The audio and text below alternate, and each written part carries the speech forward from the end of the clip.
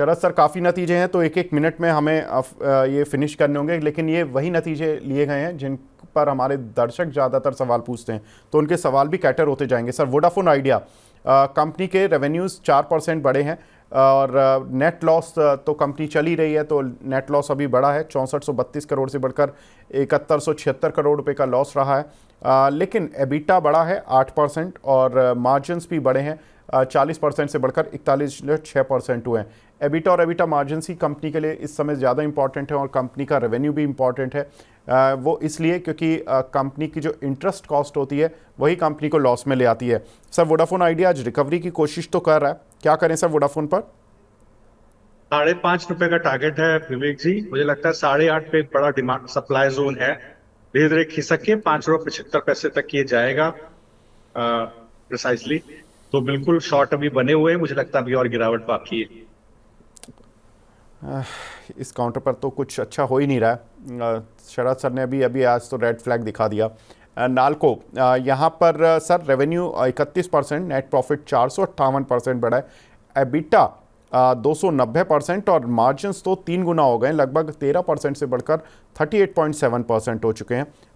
क्या करें सर नालको पर? बिल्कुल होल्ड कीजिए फुल्ली। ₹280 की तरफ जा रहा है स्टॉक। पहले भी आउट परफॉर्मर रहा है मेटल सेगमेंट के अंदर कंटिन्यूसली आप देखें तो मुझे लगता है एक बहुत अच्छा बेस बना हुआ है। कहीं स्टॉक में ₹210 के आसपास 221 का भाव है, जिस पे भी बने रहे। मुझे लगता है कि धीरे धीरे 280 की तरफ जाएगा।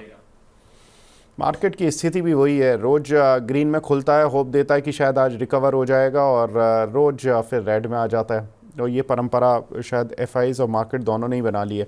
एनीवेज, आगे बढ़ते हैं। दीपक नाइट्राइट सर, इसके भी रिजल्ट्स आए हैं, रेवेन्यू 14% बढ़ा है और नेट प्रॉफिट 5% गिरा है, क्या करना है सर? जी तो देखिए, आप केमिकल सेगमेंट में याद रखिएगा। मुझे लगता है बिल्कुल एक बड़ी रैली की तैयारी हो रही है, भले वो पीआई इंडस्ट्री हो। गाइडेंस कैसे भी दे कंपनी, तो मुझे लगता है बिल्कुल पीआई है, दीपक नाइट्राइट है, कोरोमंडल है, सब बिल्कुल संभाल के रखिए। यहाँ देखिए, जैसे ही स्टॉक 2650 के ऊपर चलना शुरू, ₹2700 मान लीजिए, ₹2700 बड़ा सप्लाई जोन है।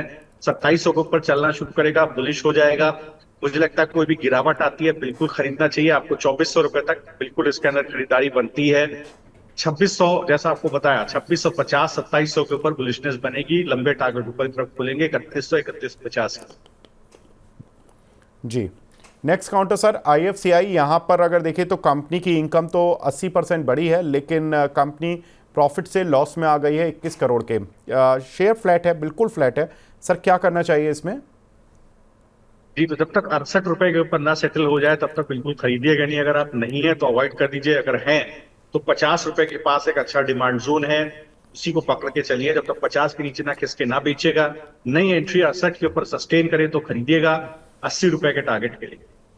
जी, गार्डन रीच सर, इसकी हम बात भी कर रहे थे, आपने आते ही जी शिपिंग पर जब बात की थी तो गार्डन रीच की बात की थी।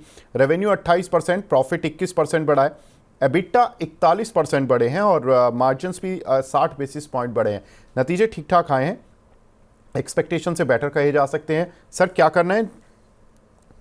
देखिए, जितने भी स्टॉक अगर आप देखें, गार्डन रीच को देखें, ऐसे पहले आप जितने भी रिजल्ट आए, मचगांव डॉक वगैरह देखें, चूंकि वैल्यूएशन महंगा है तो बाजार थोड़ा घबराया हुआ है।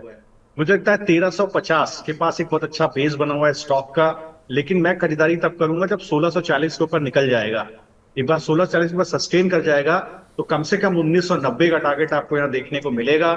थोड़ा सा वैल्यूएशन कंसर्न है, बाजार थोड़ा डरा हुआ है उस चीज से।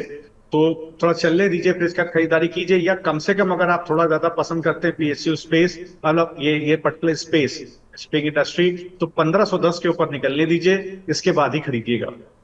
बिल्कुल, 1600 तक के target I think Avinash sir भी आज अपनी बाय कॉल में देकर गए हैं गार्डन रीच पर। तो सर कह रही कि 1600 के पार, 1620 या 40 सर, आपने ऐसा कुछ लेवल बताया था ना कि उसके पार जी निकलेगा। मैंने जी 1640 तक मैंने आपको बोला था। 1640 तक कोई टेक्निकल पुल बैक रह सकता है 1350 के सपोर्ट से।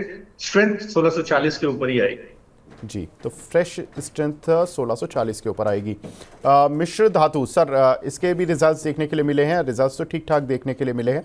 कंपनी के रेवेन्यू में 15%, नेट प्रॉफिट में 71% का जंप, एबिटा भी 35% बढ़ा, मार्जिन्स भी करीब 270 बेसिस पॉइंट बढ़ गए हैं। क्या करना है सर मिश्र धातु पर?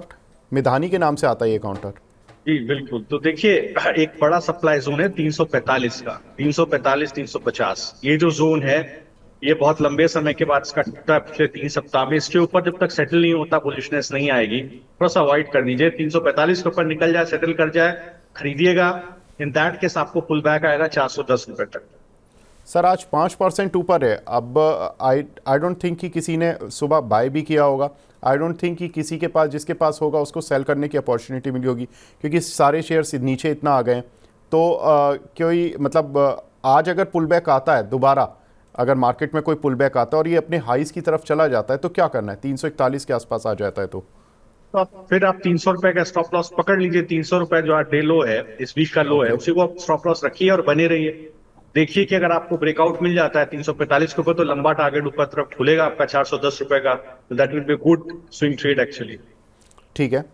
यूफ्लेक्स सर, यहाँ पर भी रिजल्ट्स आए हैं। 13% कंपनी के रेवेन्यूज़ में। एबिटा फ्लैट था बट पॉजिटिव था, करीब 2%।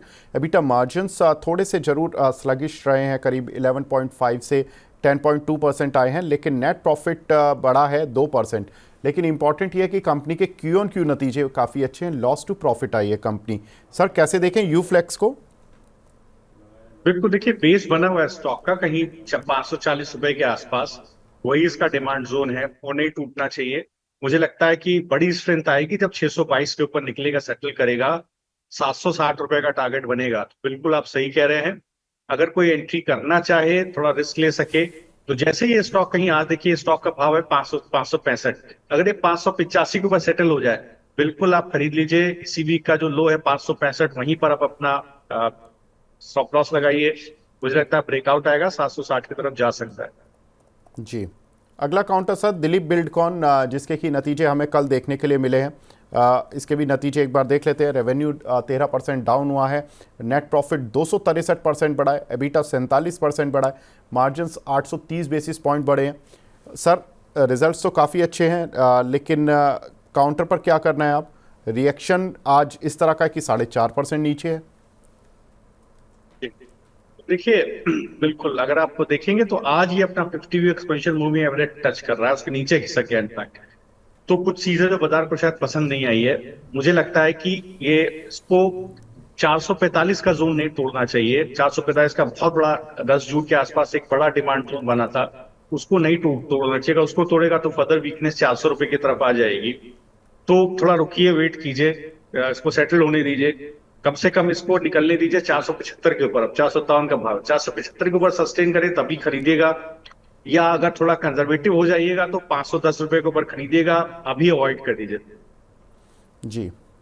एक काउंटर है फाइम इंडस्ट्रीज़ पर, हमारे दर्शक भी डेली सवाल पूछते हैं। इसके भी नतीजे आए थे सर। रेवेन्यू 20% बढ़ा, नेट प्रॉफिट 15% बढ़कर आया। क्या करना है सर इस काउंटर पर?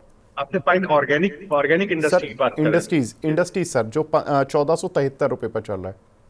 तो देखिए, अगर आप देखेंगे तो यहाँ पर भी कमोबेश वैसी स्थिति है। पिछले 2 सप्ताह के कैंडल को इनगल्फ कर लिया है। फंडामेंटल्स मैंने चेक नहीं किए। तो देखिए यहाँ पर क्या है, 1330 रुपया, 1340 प्रिसाइसली, ये जो है ये इसका बड़ा डिमांड जोन है। हो सकता है इस गिरावट में 1340 तक का ये स्टॉक गिर जाए। अगर ये कहीं आपको सस्टेन होते हुए दिखाई दे 1535 के ऊपर, अभी भाव है 1472, तो आप एक लॉन्ग इनिशिएट कर सकते हैं। इसका मतलब पिछले 2 वीक का कंसोलिडेशन जोन सस्टेन हो रहा है, तो 1535 के ऊपर तो आप खरीद लीजिएगा। इन दैट केस आपको 1910 के टारगेट मिलेंगे। जब वॉलेटिलिटी निफ्टी खत्म होगी तो दोबारा चलना शुरू होगा। जी। अपोलो टायर सर, इसके नतीजे तो खराब आए, लेकिन एक्सपेक्टेशंस जो शुरुआत में ब्रोकर्स ने बनाई थी वो 338 करोड़ के प्रॉफिट की थी। प्रॉफिट आया 298, लेकिन जब ब्रोकर्स ने देखा या स्ट्रीट ने देखा कि C8, जेके टायर या एमआरएफ के नतीजे उम्मीद से कम आ रहे हैं, तो उन्होंने शायद अपनी जो एक्सपेक्टेशंस थी उसको और डाउन कर दिया था।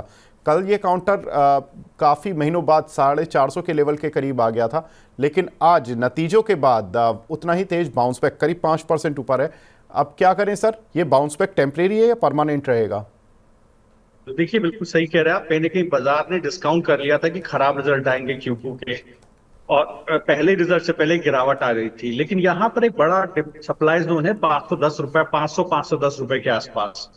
तो ये बेसिकली ट्रेंड लाइन ब्रेकडाउन हुआ है। एक लंबी ट्रेंड लाइन बन रही थी समवेयर अराउंड दिसंबर 2023 के बाद 416 रुपए के बाद उसका एक ब्रेकडाउन आया है पिछले 4 सप्ताह में। तो कोई पुल बैक आएगा तो 500 रुपया, 510 रुपए कुछ वैसा ही होगा जैसा आईटीसी में हुआ था कि 500 के आसपास पुल बैक आया स्टॉक एरिया। ध्यान देने वाली बात है, एक टेक्निकल पुल बैक है, रैली है, आप ले लीजिए 510 रुपए तक। जब तक 510 के ऊपर ना सस्टेन करे पोजिशनली होल्ड मत कीजिएगा। उसके ऊपर होल्ड करेगा तो 570 रुपए का टारगेट खुलेगा, तब आप खरीदेगा। जी, लास्ट काउंटर जिसके रिजल्ट्स पर काफ़ी सवाल भी आते हैं, पीआई इंडस्ट्री सर, ये रेवेन्यू करीब 5% और नेट प्रॉफिट 6% बढ़ा है कंपनी का, लेकिन काउंटर आज करीब 5% नीचे है, क्या करे सर?